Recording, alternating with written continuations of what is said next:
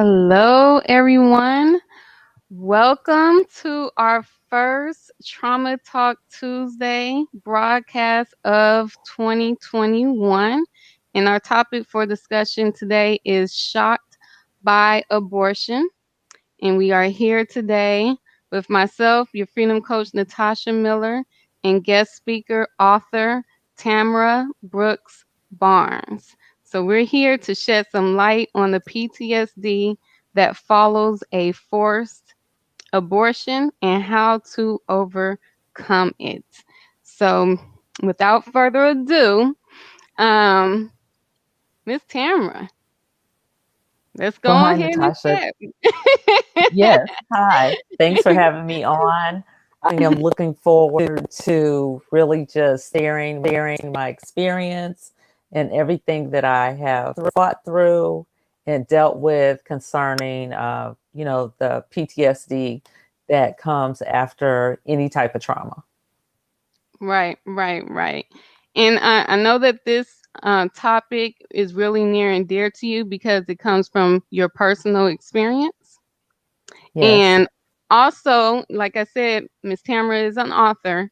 And so we will give the details as to how you can get her book at the end. yes, But what really stood out to me from your chapter is the aftermath. Like after first off, you were forced to have this decision. You were still a minor at the time, and yes, your mother took you to have this happen, take place. But it was yes, the aftermath. How you said there was no sympathy, there was no empathy, and she says, "Stop crying. You can still have more babies." And then you say, "My emotional, mental, and spiritual pain was indescribable. My tears were flooding heaven's gate. The hole in my soul was wider than all of eternity. I don't know how to push past it." And I think that's very profound. So share with us more of just that process of having such a devastating experience and a lack of emotional support and just really having that internalized pain and having to deal with that at such a young age. I was important to share that I was 17 when this happened. And, at 17, quite honestly, your brain is still developing, your emotions are still developing. And so logically or chronologically, you may be considered a young adult. You're still very much childlike. I found this out, like, happened to me because I really felt I had never felt such a sense of loss before in my life. I had never felt such heart before in my life, and all I knew to do was to just pray for God to help me to kind of overcome the vastness of the pain, because that's what the vastness of the pain. And since then, I've gone through other types of pain in my life, and I can tell you, it's one of the most devastating things I've ever experienced in my life in terms of pain and heartbreak and feeling completely lost.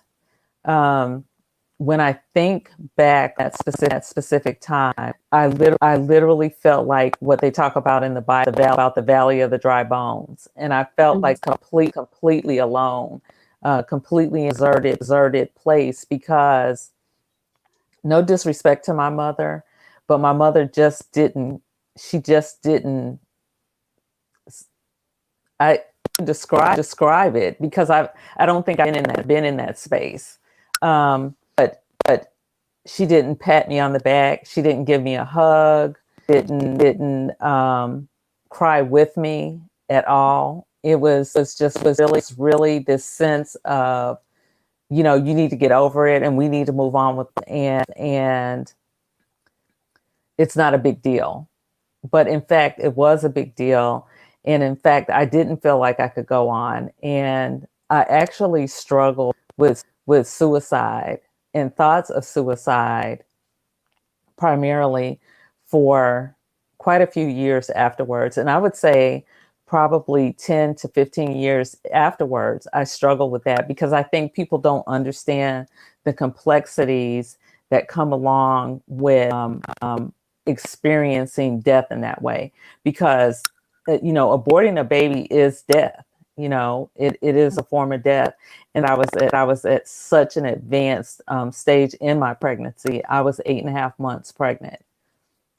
So to feel one moment to feel my child kicking and moving, and then in the Mhm. next moment to feel them stop moving and know they were no longer with me, and then have to bury the baby however many hours, and then birth a child stillborn was utterly traumatic. It was just utterly traumatic. Yes, yes, yes.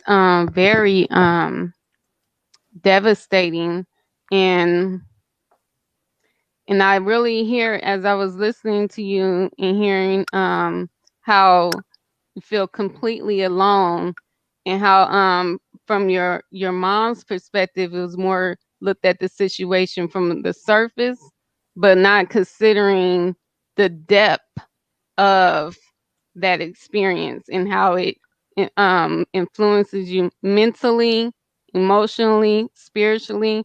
And I believe that these are natural responses, even if it was a decision to get abortion, because of the death thereof.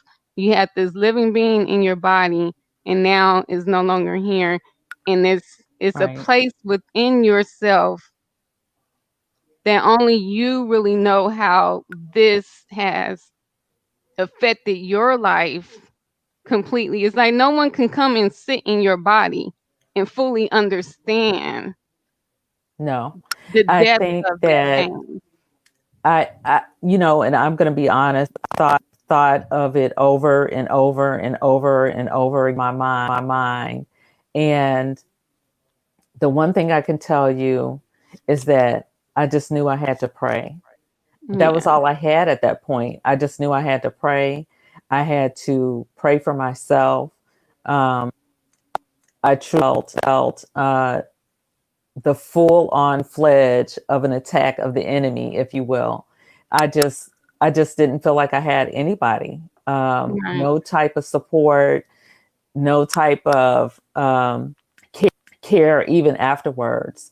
And it was especially difficult because not as I going through the mhm, spiritual and the mental part, but my body was also going through the physical adjustments because, yeah, at that stage, I was the milk had come my breasts were hurting. They were gorged with my child's milk. There was nobody to tell me how to take care of myself. I literally was just trying to take care of myself the best way I knew how with no support. right, right. And I don't even think that that's something that I've never even heard addressed when it comes to someone recovering, people recovering from abortion, how the body has to recover just as well as Yes. yourself emotionally and mentally and spiritually. Like that's Yeah. a conversation that I've never even heard before, I mean, you because know. at 8.5 months, I literally gave birth. And so Right, giving birth, your body goes through what a woman's body goes through when they give birth. The difference is there's a living child or a child survive. Those are the only two differences. But everything else about mother is there.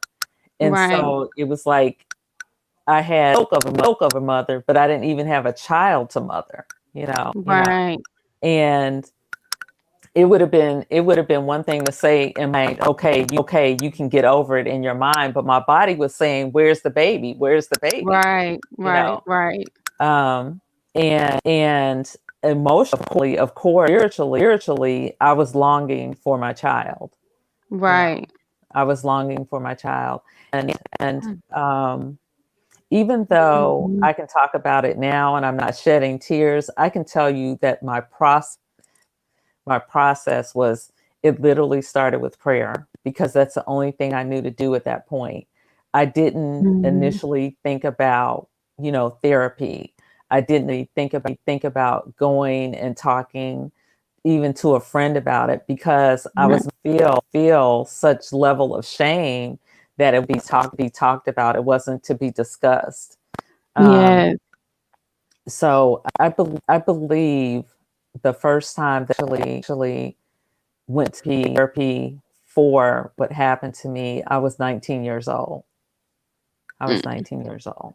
So 2 years later. 2 years later. Yeah. And and as you were talking about that, how your body was still craving to be a mother, Yes. I felt how it's like a part of you died with the Yes, child. absolutely. And it Yes. makes so much sense that your natural instinct and response to that would be to pray to a living Yes. God, he who can only Yes. sustain you in the midst of Yes. feeling like you're dead because a part of you has died. Yes. And Exactly. and it being that young in age, it feels like you have died completely because you haven't even been fully matured or developed to even Yeah. know what being alive is fully about. You're still in that Right. discovery stage of human development. So I Exactly. can see how that can even snowball into suicidal thoughts and things of that nature, battling Hmm. that, but yet to hold on to prayer, to hold on to the secret place of your Yes. soul, to even stay alive in the midst of all that death and torment. So share with us, Yeah. let's go into the journey to really bring bring people to where you are now and how you're able to even share such a traumatic experience without shedding tears and without uh, sh- sharing it in a way to where we're re-experiencing that pain because it's apparent that you've experienced inner healing and deliverance from this particular trauma in your life. Yes. I, I went to therapy at 19, but I didn't get to stay. My family, at that point, my family had become homeless. And so one of the things, or the natural progression of what happened, is we really left the Midwest, because that's where I'm from. And so we left the Midwest. And so just that instinct kind of kicked in for several years. And along those positions, I met my husband, and we got into relationship and then marriage, of course. One thing that I remember kind of stood out whenever we would have some type of disagreement or some type of upset in the marriage relationship, I would always go to a 10. It had been like we were just disagreeing about dinner. But for me, I would go to a 10. It would deal. Mhm. Um, knew that we were having in one day in particular, we were having a very minor spat. I mean, literally, like, we weren't even raising our voices, but we weren't agreeing. And I remember there literally thinking, when he goes tonight, I'm gonna kill him. I'm gonna kill him. I'm gonna figure out how to take his life. I'm Mhm. gonna, it was just like I was in a state of rage. Mhm. He said, "What is wrong with you?" Mhm. And I remember started crying, and I was like, I don't know. But in that moment, and I think at that point I was 30 years old, or about to Mhm. be 30 years old. I did not know what was wrong with me. I did not know why, for such a minor decision, really, Yeah. that I was enraged. I didn't understand my age. And I remember that when I would have those moments of rage, I would be full. And it was because I wanted to hurt people, and I couldn't understand, like for Yeah. just minor fractions, normal things that people just kind of brush off and go about their day, that this rage would just kind of bubble up inside of me. Yeah. Outwardly, they didn't know it, but inwardly, I knew it. I knew it. Yeah. And so once again, prayer came into play. And I just remember telling the Lord, I don't know what's wrong with me, but I know I need help. And I was in college at the time, and I went to school the following day. And I had just gone to school just to give myself some breathing room. And all around campus, I saw these flyers Mm. everywhere. I mean, every part of campus I went to, there were these flyers. And on them, they said, "Are you a woman of color who has suffered trauma? Have you been sexually abused?" It just gave of different things. If you're interested, attend forum. And so I took one of the little numbers off of there, and I called and I signed up. And I was interested, and I remember going to this forum, and the room was full of women of color. And there were some women in the room who Caucasian and other nationalities, but overwhelmingly they were women, they were color. And we went through a variety of exercises. And when the exercises were over, the counselor, her name was Miss Barbara Jackson. And I can tell you the work that we did for 2.5 years saved my life. It absolutely Mm. saved my life. That started me on this journey of going to therapy twice a week, individual therapy. And then I also did group therapy. So I was in therapy 3 times a week. In addition to, I started sharing with my pastor. So I wasn't just doing the therapy work, I was doing the spiritual work too. Mm. And so it was process to me for me, and it was really a grueling time because I had to dig up all this stuff that I had kind of buried. I had buried, and I was erupting. Have these eruptions just like a volcano. They would be Yeah. volatile, and there's a scripture that it says, "The kingdom suffereth violence, the violent take it by force." And that for me was pretty much what I went through for 2.5 years. It was this just violent um, struggle between light and darkness, if you will, because it really was. I think if I hadn't dealt with things at that time, I do believe I would have lost my mind. I do Mm. believe that I was really on course to have a severe breakdown. Looking Right. back, Right. Right. I believe it was imminent. I believe I would have lost my marriage. I would have custody of my children because I wouldn't have been able to take care of them. So, being forced to have an Mm. abortion had like reverberating repercussions for me for many years. And even though much better now, I can tell you it's been 20 years off and on of doing the work. Really being able to take care of myself, really understand triggers, because I still have triggers. That's when you're traumatized, you do Mhm. PT. Yeah. Um, I think at one point in my life, I thought PTSD was for those who had been to war, but you have to when you deal with trauma and Satan and that trauma, that is a That's war against your war. soul. That is Yes. war against your soul. And so I am very aware, even today. At my age, I'm somebody's grandmother, and I really have to be careful. I really have to be mindful and be aware and to exact self care, and when I need to visit my therapist. Um, I Mhm. call them check-ins. I check in with my therapist.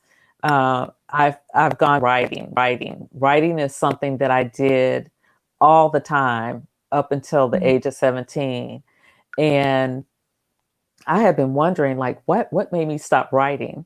I stopped writing during that time. After I had that abortion, I don't think I wrote for years. I don't think I Mm. wrote for years. And so now I'm Mhm. finding myself in a space where I'm writing again. Um, Another thing that I did, I'm not a singer, professionally or anything, but I grew up in a musical family. My father is a music, and my parents just really played music for us all the time. And so I was used to being in a house where music was played and would go on all the time. One of the things that happened after therapy is that I started singing again, Mm. singing in the four walls of my house. And I remember, I still remember the day. I was like, was that me? Was I singing? Like I had Yeah. forgotten what it sounded like for me to even sing, you Yeah. know? Yeah. Mhm. Yeah. Um, that's good. That's good. So there's a lot that she just said, and really in sharing your story, Tamara, you really shared with us why it's important for us to address and heal from our traumatic experiences. One of the things that which you heard stated was how everyone from the outside couldn't see, but you knew on the inside that you were battling this rage. And there's levels to anger. And so when we get to the Yes. point of rage, that's what it was. That's a warning sign. Something is wrong. Get help. Because just Mm-hmm. like you said, if you didn't pay attention to the signs where God was leading you to that support group to connect with that therapist, you could have Yes. lost your mind and this completely erupted. Because once you get to a place of rage, it's like Mm-hmm. it's a rim of Yes. anger. Yes. It's a place of no control. Yes. That and this Exactly. and we get to rage when there's built up anger. It's an Mm-hmm. anger buildup. And anger is a result of something else. So that means it's suppressed pain and build Mm-hmm. up anger on top of the pain. And it gets to a Yes. point we're not supposed to carry. We're not supposed to carry Yes. this stuff. God didn't create us to carry all of this. And so we get to a place where it's so much buildup, then that rage, and that's the tipping point. That's when the enemy wants to come in and completely take us into a totally different demonic dimension where we can't even control ourselves. Right. And so that's very keen on the fact that God gave you the ability, He gave you the wisdom, the prophetic Mm-hmm. insight to see the signs and look and go and get help to really unpack all of those unresolved emotions. And another thing that I heard when you were saying how you wanted to like how you felt that you wanted to hurt your husband. What I Mm-hmm. felt when you said that in that moment, I felt the painful little girl wanting Yes. someone else to experience the depth of her pain. That's what Yes. that is Yes. what was at that tipping point. I want someone else to understand how I've been feeling Yes. all these years. That was the little girl going off, ready to be like Carrie. If anybody's seen that movie, blowing up Yes. everything with her, just ready to just explode because no one has ever Yes. listened to me. No one asked me Yeah. questions. No one checked Yes. in to really understand this Yeah. pain. And I want Yeah. someone to feel this too. Yes. And I felt like I was falling apart in slow motion. Mm, Makes sense. Like little pieces of me were just falling off of me, in slow motion. And it was like I could see that I was falling apart, but nobody else could see it, you know. right. Um, Mm, and the the one of the things that truly healed me was when my husband told me we're going to have a memorial service for my child. And I can tell you, like, even now, if I never get anything else in life, there was a gift that I needed. I needed mm, to somebody else cared and somebody else felt the value lost. right. Absolutely. Oh, yes. Oh, Absolutely. that's powerful. And that brought Yeah. forth a lot of resolve. That even brought forth the healing to the loneliness component in it, Right. Right. because he Exactly. recognized. And then who else better for the God to Yes. move on the heart than the one that you've committed yourself to in the covenant relationship of oneness. Yes. Oh, thank you, Lord Yes. Jesus. That's a blessing right Yes. there. That Yes. was nobody but God. Yes. And that's And it, elevating you two as a couple y- in that. yes. Yes. Yes. I felt in that moment after we had the memorial service, I remember feeling in that moment that I would never leave him. I would leave him. He leave him. He might leave me, but I would never leave him. Because like anybody that would do that for someone, Yeah. what a big, what a big heart that person had to be able to for you in a way about something that transpired before they even knew you. You know. Right. Right. Right. Yeah. Mhm. Oh, the compassion of the Lord. So, Yeah. we're about to close out because we're getting on close to 30 minutes. But I really Okay. want, for those of you who are watching, because I would really want you to catch this message here on being real with ourselves. Because just like Yes. Miss Tamara said, I felt like I was falling apart, like pieces of me was just chipping away, but no one can see it from the outside. Because on the Mm-hmm. outside, she still looks successful. On the outside, she's anointed. On the outside, she has education. On the outside, she's fulfilling all of her roles on the outside, but no one can detect what's really going on the inside. So we have to be real with ourselves. We have Yes. to be real with where we are internally. And if we know that our internal narrative is not right, we need to do what we need to do to get it right. And this is a Exactly. mighty Yeah. woman of God called to the office of the prophet, and she went to therapy. So we people Yes. of God can do both. Okay? Yes. All right? We want to get all the tools that's possible to restore for the salvation of our souls. She is a saved woman this entire time, since childhood, filled with the Yes. Holy Ghost. But we still need to put in the work for our soul, the salvation of our soul, and us denying the pain that we've been walking around here carrying for umpteen years is not bringing us to salvation of the soul. And how can God come forth and prosper us in our lives if we're not allowing Him to prosper our soul with inner healing and deliverance from our traumatic experiences? All Yes. right. And So let's you're gonna need both. When you're dealing with trauma, you need the God, you need Jesus, you need the Holy Spirit. So you need the Trinity for sure, but you need a therapist to support you in putting yourself back together, you know. mhm. Mhm. Yes, yes, yes. So I'm done as freedom coach.